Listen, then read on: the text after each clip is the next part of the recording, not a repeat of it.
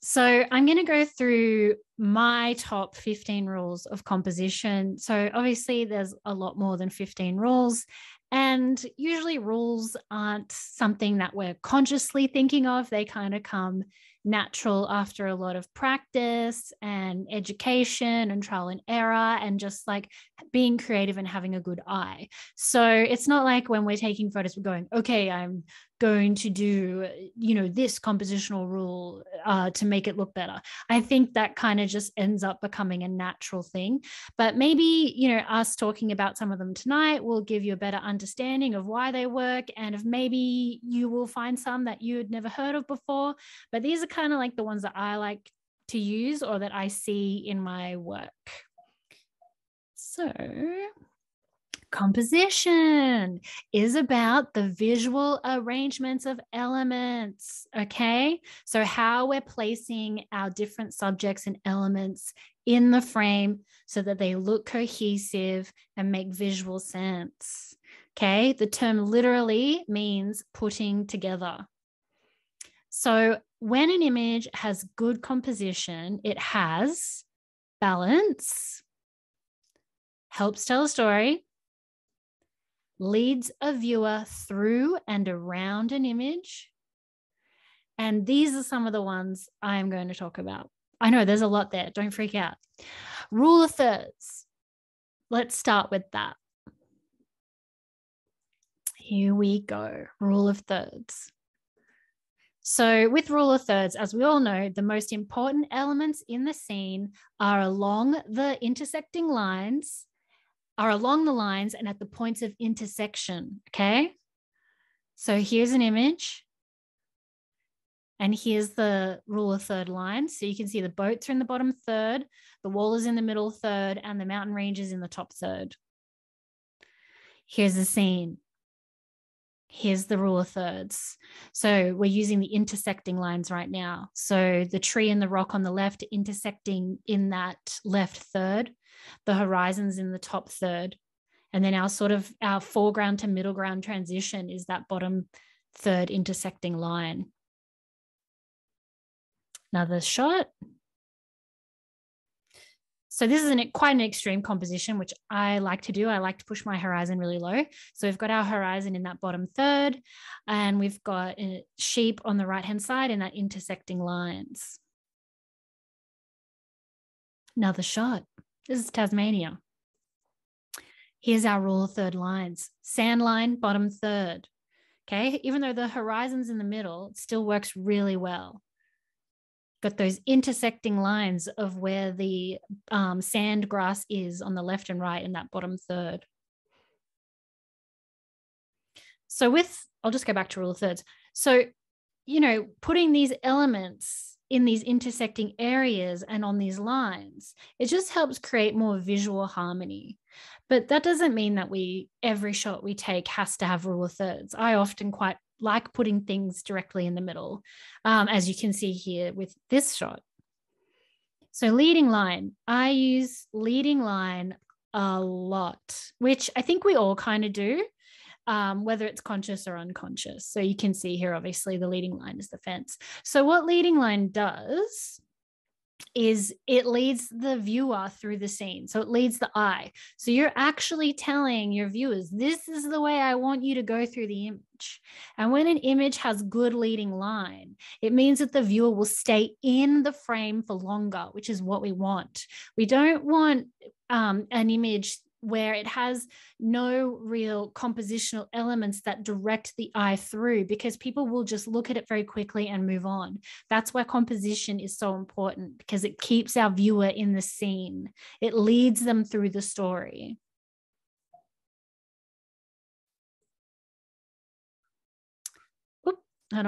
So here's an image.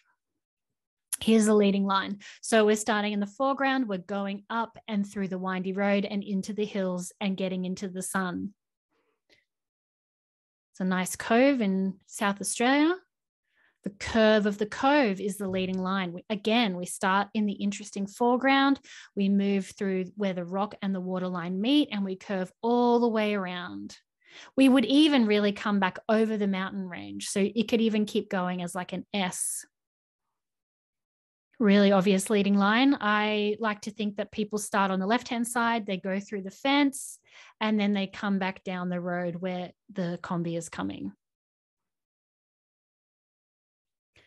Bit more discreet with this shot, but the folds of the rolling dunes is creating that zigzag line through the scene.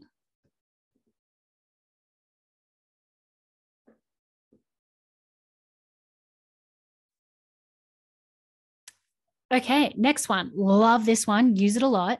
Frame within a frame, or you could call it framing. So as you can see here, we've got a beautiful cave, subject in the middle, frame within a frame. So isolate the subject by placing it within a natural frame. So it doesn't necessarily have to be so obvious like that previous shot. Here you see the man just sitting on the seat looking out, but he is in fact in a natural frame with the bottom of the chair and then the greenery around him. This is a press conference that I photographed for Médecins Sans Frontières. So you can see I'm using the rest of the media to kind of frame the two subjects who are speaking. So a frame within a frame. It just gives depth and it brings you in. It makes you go deeper into the frame. Here's two examples. On the left, we've got a picture, a photograph that's been pasted onto the Berlin Wall. And on the right, we have a street scene in Siena in Italy. So both of them have two frames within a frame. So on the left, we've got the actual, square rectangular shape of the wall, and then the woman bursting through the wall in Gaza. On the right, we have the big frame of the shop front and then the doorway. So it's like a frame within a frame within a frame. Diagonals and depth. So diagonal lines draw the eye into an image, kind of like leading line, but a bit more three-dimensional. They create points of interest as they intersect, and they help create depth. So here's a scene in Venice. And here's our diagonal line. So I like to think that we start at the door frame and we lead all the way down to the person and the couple. You would even also say that there is another leading diagonal line here, and then they intersect here where the subject is. Kind of a different idea of a diagonal line, a bit more sort of geometric. And here's the lines. Just creating that really clean look across, creating a little bit of depth, but not too much just because of the angle it's shot on.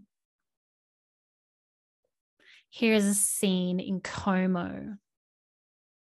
And you see here, the diagonal lines coming with the buildings on the left and right. And then our main subject is at the end of those diagonal lines where they meet.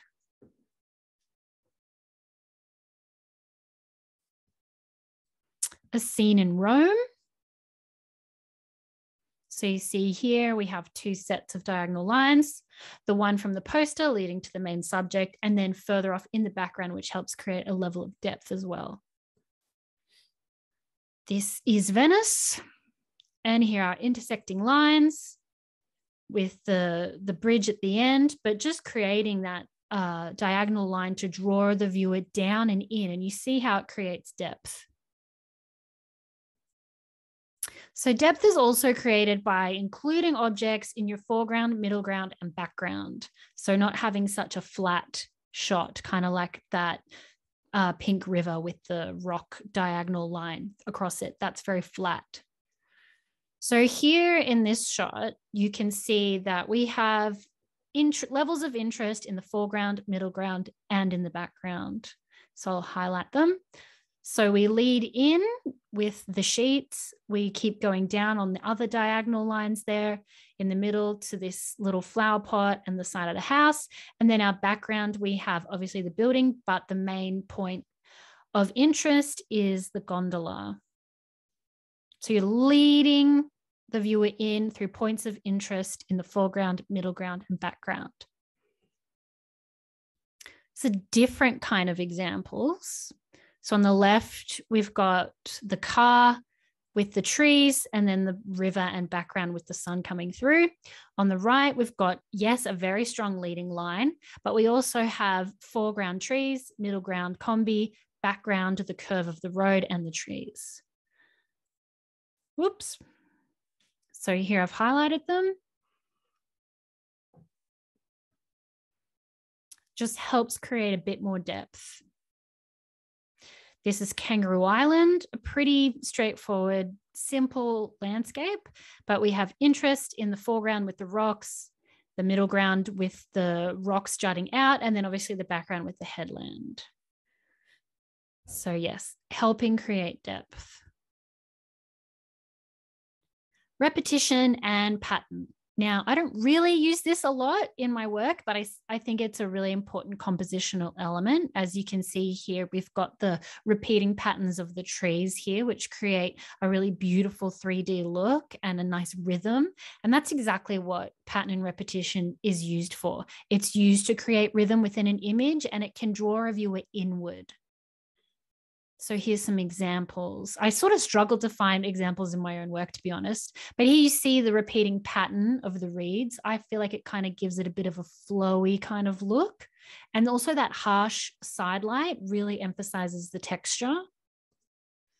Here's the sort of a different idea where we have a really long shutter of the ocean, and I've moved the camera left and right during the long exposure, and it creates these strong lines in the ocean, which are different colored. And it's just this beautiful kind of layered, rhythmic kind of feel. A really simple idea of repetition, but still very valid. Again, that side light hitting the sand dunes to emphasize the pattern, which creates rhythm and movement as well. And it sort of draws the eye upward to the top of the dune. Kind of different, two different kind of versions. On the left, we have a mask maker in Venice, Italy. And I like the sort of pattern and repetition of the reflection of all the masks with him in the middle. I think that's quite an interesting frame, and it does draw the viewer in. And then on the right, we have the man sitting at the cathedral, which I think is in Siena. And just those strong patterned lines creating that repetition, it helps sort of like with scale, gives it a really sort of patterned feel, and it works really well in black and white. It's like a really strong geometric visual element in the shot. Filling the frame, love filling the frame. I love cropping. I love, going in tight, especially on people. I think it creates an intimacy with the viewer and the subject. And that's exactly what it's used for. It's used to create connection and intimacy by filling the entire frame with the subject. It also blocks out any other distracting elements that you might not want the viewer to focus on. So here's an example. This is Harley, a guy that I work with. He has an acquired brain injury, and I teach him photography. And so what's really strong here is the gaze to the camera, and then there's no distraction, and we're focusing really tight on his face, where we're emphasizing, his hair and his nose and his sort of wispy eyebrows and that strong catch light in the eyes. Here's another idea of filling the frame. So I'm shooting top down, and then I can fill the frame with her head and her body and her arms. And again, that gaze to the camera is really important. Same here again, filling the whole frame with the head and just the top of the shoulders, strong gaze to camera, no distracting elements. It feels very intimate. Here, it's sort of two different versions where the viewer is sort of looking off to the side, but we're still filling the frame. The right-hand side, she's very laughy and happy, and we're sort of getting this really tight, intimate little happy moment. And then on the left, he's very introspective, kind of gazing off to the side. We get a different feeling from that. Oops.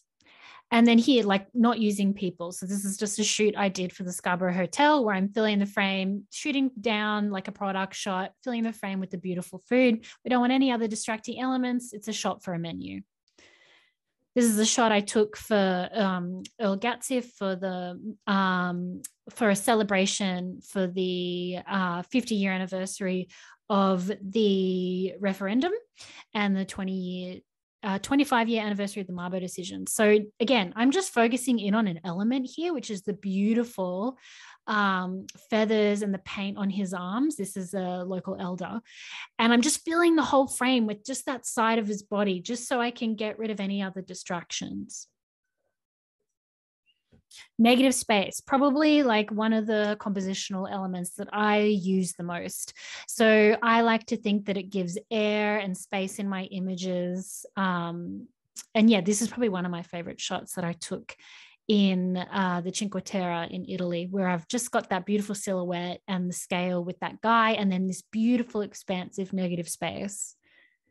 So negative space can give your subject room to breathe, and it helps create space for eyeline. So I'll show you some examples of eyeline as well. But here we just have some sand dunes that I photographed in South Australia. I'm really pushing that composition down really low, below that bottom third, and giving all that negative space for that subject to breathe with that sky. Here's a different kind of example because, yes, there's a very busy background, but what I've done is I've pushed the main subject, which is the couple, quite low in the frame, and I'm shooting quite low and up, so they're above me, and I'm creating all this kind of green negative space around them to emphasize space. So even though it's busy, I'm still using that negative space above them. Hold on a minute. Yep. Now here's a bit of a different version, just a silhouette, and that's just my dog, and I've popped him in the far right, and just, yeah, letting that beautiful sunset sky.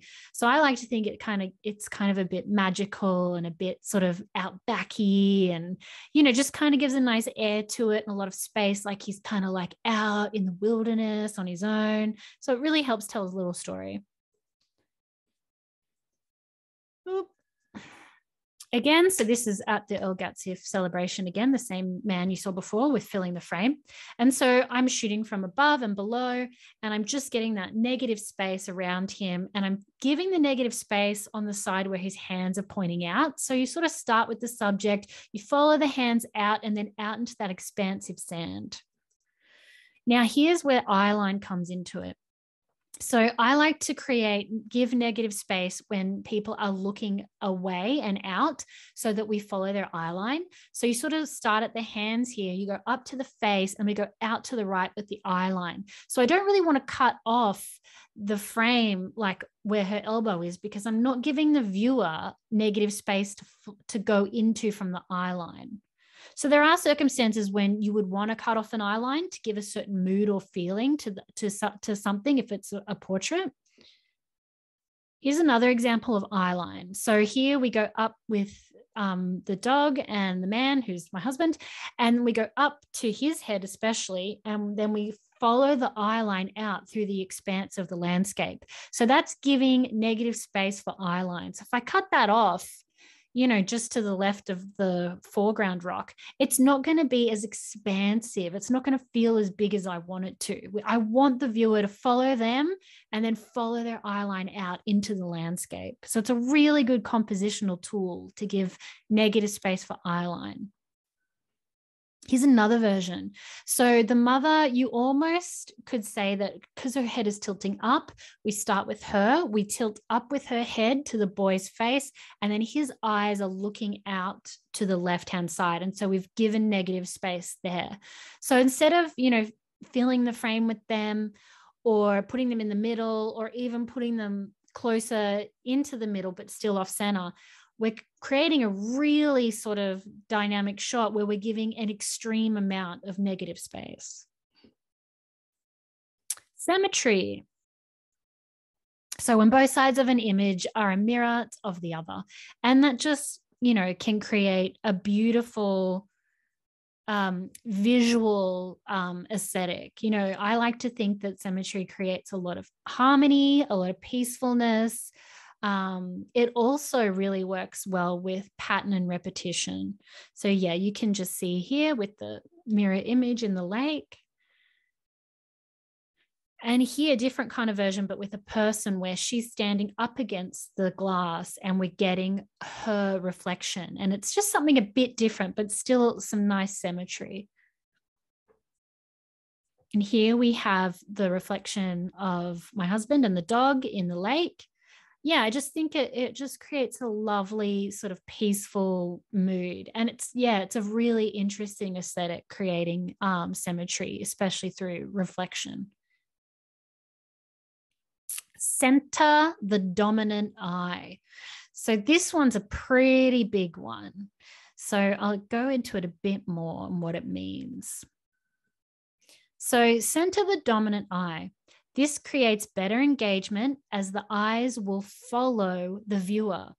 So I'll just go back. So if his nose is the center of the frame and not the dominant eye, then you're not going to, it's this weird phenomenon. You're not going to get that level of eye-to-eye connection with the viewer and the subject. Like you'll still have it, but it won't be as engaging or alluring, and the eyes won't follow you. So when you center the dominant eye in the frame, the eyes will follow you, kind of like the Mona Lisa. That's why the Mona Lisa follows you, because her dominant eye is centered. And it's your choice what you think at the time with the subject, what the dominant eye is. You can see here that's her dominant eye because her shoulder is forward. It's on the same side as where the hands are and the shoulder forward. So here's the really sort of close up filling the frame, and the center of the frame is the eye. And yes, definitely follows you around the room. Here, just a really straightforward headshot, but it's super engaging. He's got a bit of a head tilt going, which is always really engaging, a nice catch light, and center eye dominant. You could even use the other eye as well. You could change the composition and the other eye could be the dominant one. But I like this one because it goes down into the smile more and like through the middle of the buttons on the shirt. Oh, hold on. Yep. Just a little fashion piece. So again, the shoulder, where the eye and the shoulder are lining up, that's our dominant eye. And it's much more engaging. Here, just a really straightforward to camera shot, but that center eye is dominant. If her nose is, it's not going to be as engaging. So that's like a really good little thing to try, like when you're taking photos of someone, is try the same shot with the nose in the middle and then with the center eye dominant. Minimalism. Now, look, not necessarily a compositional element. It's more like a style of photography, but I like to think of it as hand in hand with negative space. So I really like using minimalism because I think it emphasizes sparseness and it sort of directs the viewer to focus solely on the smallest amount of objects in the composition. So it's almost like the austere version of fill the frame. It's like, I'm only including the things in the frame that I want you to look at. The bare minimum. It also can create a really calming and peaceful frame. I really like using it with landscapes, as we see here with this one. And again, so this is the nullable. So really, I want to emphasize like the nothingness and the sort of expansiveness of that landscape.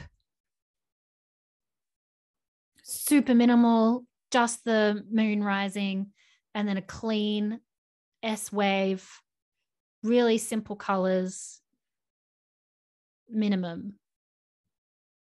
Again, almost like monotonous, just sort of yellow and orange colors, really simple composition, just one little subject, or two, the sun and the kayaker, just minimal, clean, breathes well, gives scale because the kayaker is there. Whoop. And next one, viewpoint. AKA like perspective. So to gain perspective, change the viewpoint from the eye level.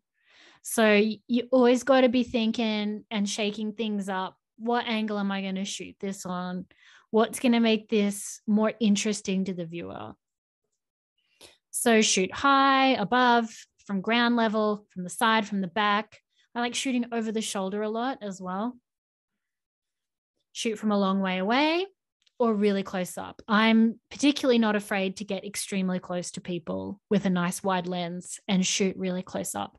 So to gain perspective, change your viewpoint. So here's an example. I'll go to this one first. Sorry, my keyboard's being a bit silly with the slides. So this is the first shot, right? Well, actually, this was the second shot. This is the Mardi Gras flag racing for Inner West Council a few years ago. So I'm down on the ground and shooting up at these three lovely women who have raised the flag for Mardi Gras. Yeah, it's okay. You know, we get a lot of the story. We know we're at the town hall.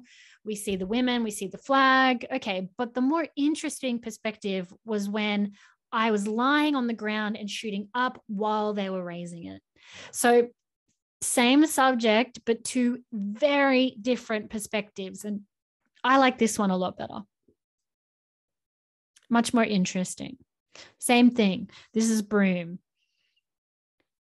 It's an okay shot. Sure, it's a bit boring. Make it more interesting. Let's chuck the drone up and let's shoot down.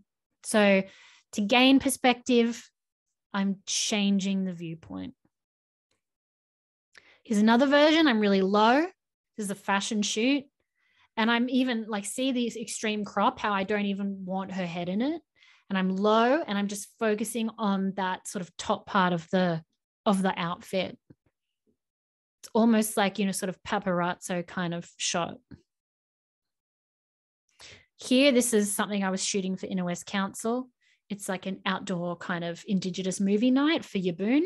And so I'm lying down on the ground with them. If I'm standing up at, you know, my eye level and I'm shooting down, it's not going to be as interesting. So I'm lying down on the ground, so I'm on their eye level.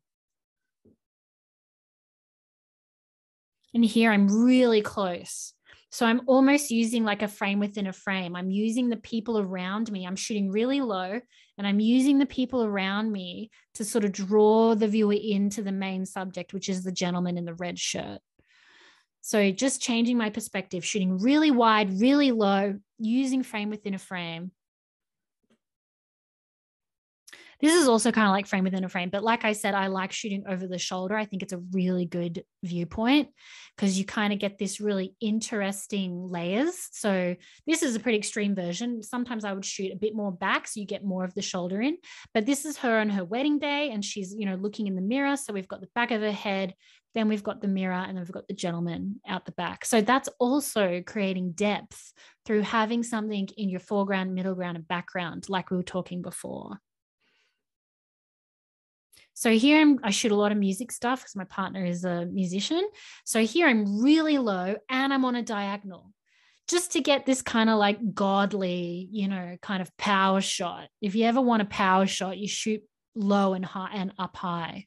It's like whenever you see like headshot, like shots in like the Financial Times or something like that of like bankers or CEOs, they're always shot from slightly below and looking up. It's like a power shot.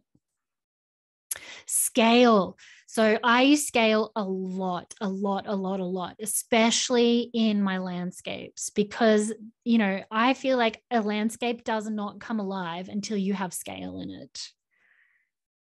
So use familiar objects in the frame to give scale to the surrounding environment. Okay. Here, if we don't have the car, because we all know how big a car is, if we don't have the car, we're not sure exactly of how big that cliff face is and that expansive, you know, line of cliffs going off to the left. So by adding the car in the foreground, you're helping give scale to the magnitude of the environment around it.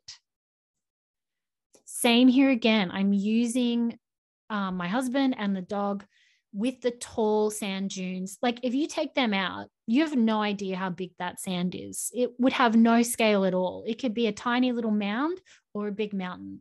But by putting them in the frame, we're giving it scale, and it just ends up being a much better composition because you're giving the viewer, you're giving them the idea of how big it really is.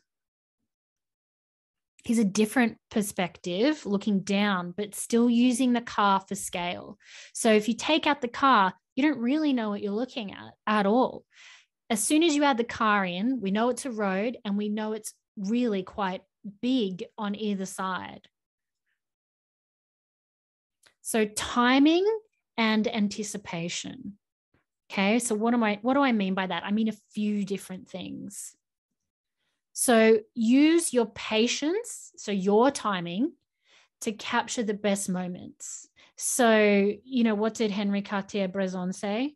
He said the decisive moment. Okay, that's basically what that means. Especially like when I'm shooting photojournalism, reportage, this is like patience, always looking and observing to capture the best perfect moment. So that's all about my timing. Then we have timing in the sense of using our shutter speed to convey time and movement. So your slow shutter speed can make something appear to be, slow, drawn out, long. Really fast shutter capturing action can feel really fast paced. And then using anticipation, aka an anticipatory moment, as a compositional and storytelling element. So getting back to Henri Cartier-Bresson, the best example of using anticipation as a compositional and storytelling element is this very famous photo. So the anticipation is that moment that he's captured when the man is not even mid-air, but coming back down right before he lands. So it's like that anticipation of the landing, because in your mind, you keep telling the story of him taking the jump and then landing the jump. And that's the compositional element of why the viewer stays in the frame, because you've created anticipation and movement. So that's why you follow him up in the air in your mind, and then you're actually landing and completing the scene in your mind. So this is a really another interesting example of anticipation. So it's that moment right before they actually kiss, that anticipatory moment where the lips are nearly touching. That is more of a storytelling device than them actually kissing, which is this frame. Sure, that's lovely. But the real emotion and the real connection is in the previous frame, where it's that anticipatory moment before they kiss. So that's the better version, is the anticipation. There's no anticipation here at all. They're just kissing. Anticipation. Here we're using like a drawn out sort of slower shutter. This is something I shot for Scarborough Hotel to create a bit of movement in the shot. Otherwise, it's just kind of boring if the chef is just still walking to the bar. Again, this is Amsterdam. I'm slowing my shutter down and holding it very still while the bicycle rider rides through the frame, and it's creating that nice motion blur. So using timing with our shutter speed to create motion and movement. Here's like freezing the frame. So all his legs mid-air in full kind of flight. If before he's jumped and after he's jumped is not the shot. It's the shot where he's mid-flight, kind of like the Henri Cartier-Bresson shot. It's that creating that anticipation and creating that sort of freeze of motion. So timing is really important. Here's another version of, me using my patience for my timing. Is they're running around playing and I'm waiting until I get that exact moment when they're both on either side of the bus. So that was like, trust me, I took a few. So that's just my patience and my timing. And a lot of my work that I do with the street and my reportage work is all about me waiting, my patience and my anticipatory timing, knowing when the perfect moment is going to occur. So this one's a bit different, the golden triangles. It's kind of like rule of thirds mixed with the golden ratio, which we're not going to talk about the golden ratio. And so the main premise of it is that the main points of interest in the shot are in the intersecting lines from the diagonal at 90 degrees. So a series of diagonal lines that form right angle triangles. The main subject of the photo should sit on the intersection of these triangles, okay? So here we have a shot from Prague. This is taken outside Sigmund Freud's office, which is in the top right, and that's supposed to be him hanging out of the window. So you can see we've got the diagonal and then the right angled triangles, so 90-degree triangle lines coming off that diagonal are where we're placing sort of our main subject. So the statue and then that house on the left. And they can be anywhere coming off that diagonal, but they're right angled and it's where they intersect. This is kind of a bit different because we're sort of using the space of the triangles. So you see where the man is and the light, that's filling that triangle on the right. And then the man on the left is filling the left triangle. But that point, the intersecting point of this, where the stair and the column meet is really important. And then where that sort of archway at the top right. So they're intersecting and at points of interest. Here's another version. So this is in Venice. So you can see here off the diagonal in the right-hand side, our main point of interest, which is the white building, is basically starting at that intersecting point. And then you have also, you know, the houses on the left, which are also at an intersecting point. This also obviously uses diagonal lines and foreground, middle ground, background to create depth. Here's another version. Off the diagonal, we have the tree and the curve of the wall where it's intersecting at 90 degrees. Here's another version. So diagonal line, so the man, my husband, and the main rock are coming off at 90-degree angles. Using light. So obviously we use light, we're photographers, we paint with light. But I'm talking about from a perspective of using light for separations, kind of like a foreground background separation almost, or a separation of light and dark that emphasizes a subject. I'm talking about light as direction through a frame. And I'm talking about light by creating mood with light, which is a storytelling sort of compositional element. So here we've got that light and dark separation, which helps the composition. So on the left, I sort of start at the window where the light is pouring in and I go till it hits the spinning wheel. These are both taken in Estonia. And then on the right in the gravesite, sort of that surrounding dark area, we lead in and all those beams of light coming through the dappled trees, creating that beautiful subject to background separation and really emphasizing that gravesite.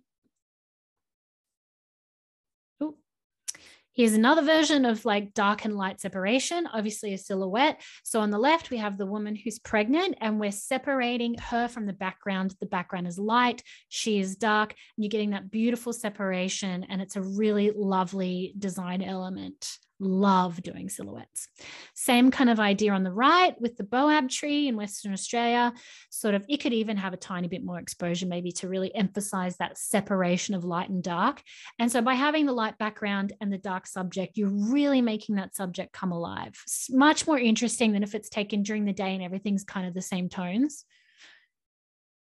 Here's two different kind of versions. So on the left, this tree, even though it's not a silhouette, it's backlit, and anything backlit is going to pop out of your frame so much better. I love using backlight in my photography, especially with portraiture. So on the right, we have a backlit situation where the sun is lighting up the smoke from a smoking ceremony. This is with a local Indigenous group. And it's sort of, even though it's not, you know, lighting it up hugely, we're not getting so many rays through, it's still making this sort of foggy sort of airness to it. And by, you know, separating the subjects from their surroundings by enveloping them in this kind of light white smoke. So using light as a direction. So light beams can help lead a viewer through an image. So like with the right-hand side, I start at the sun and I go through with the flare and then down into the main subject, which is the leaves.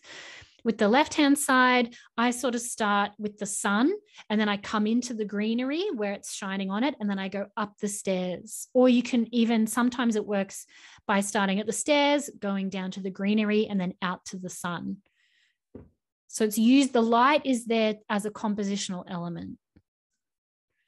Now, this is using light to create mood, to create air, to create atmospheric haze. So this is, you know, both of them are sort of backlit to the side. And it's not really separating them from the background, but it's sort of creating this air that kind of falls all over them. And it just becomes a really magical feeling, and it creates a beautiful mood. It's a great storytelling device, backlight.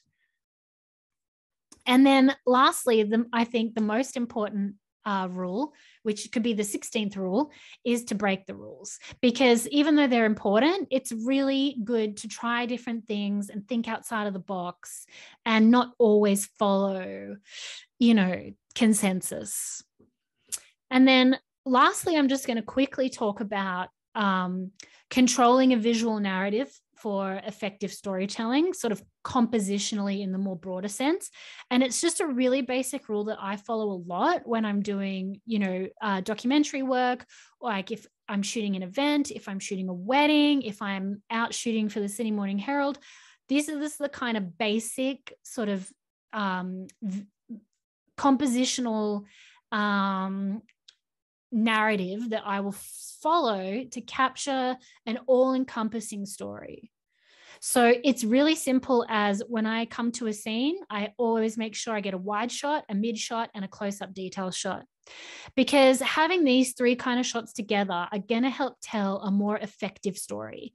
If I go in and I'm just shooting everything wide or everything mid shot, sure, I'm going to get some good moments and I will tell a story, but I'm not going to get the true sense of the whole picture.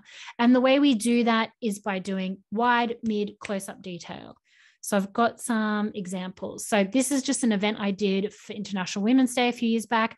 The wide shot, which shows us where we are in the environment and what's happening.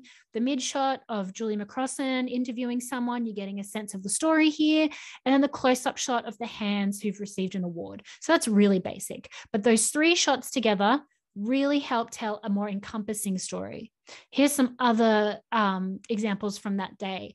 The wide shot, now we're up on the stage looking out. The two mid shots, the woman hugging and the three women having a nice gossip. And then the close-up shot of the two women with the hands.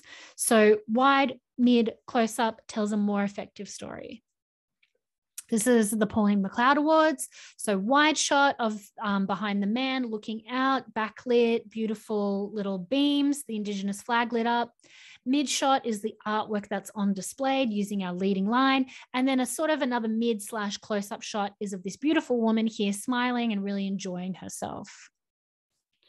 Same event, the wide shot at the top, we're in the audience, we're looking up at the screen.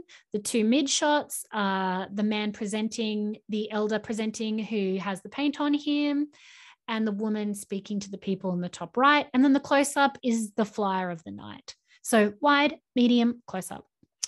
Pauline McLeod Awards again from another year, this time at Bondi. The wide shot down the bottom right, which shows us, you know, underneath the pavilion, looking out to Bondi Beach. We can see everyone around us, the mid shot of the smoking ceremony and the close-up of the man blowing the smoke. This tells a very quick, effective story. Inner West Council's Mardi Gras Day. You recognize this photo from before, so that's our wide. Our mid is the beautiful drag queen down the bottom, and then the close-up is the bottle.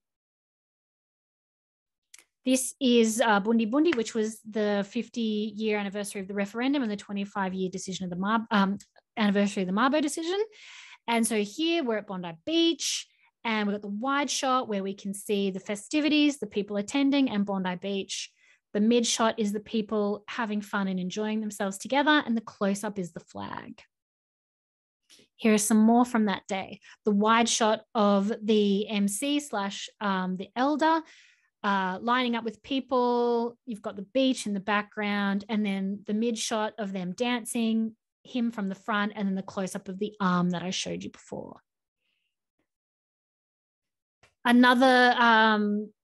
Another Indigenous Day I did with El Gatsif, where they were creating an artwork for the new library in the Inner West. So again, you've seen this shot before. That's the wide shot, sort of getting everyone around me, getting low. You can see what's going on. The mid shot of the man actually physically doing the art, and the close-up of the hand. More from that day. So the two wide shots at the top of the fire, and then the smoking ceremony on the right, and then the mid shot of Auntie who's blowing the smoke, and then the close-up of the coals. Something a bit different now, the wedding couple that you've seen a bit throughout the presentation, the wide shot of where they are in time and place with the combi, and then Parliament House behind them.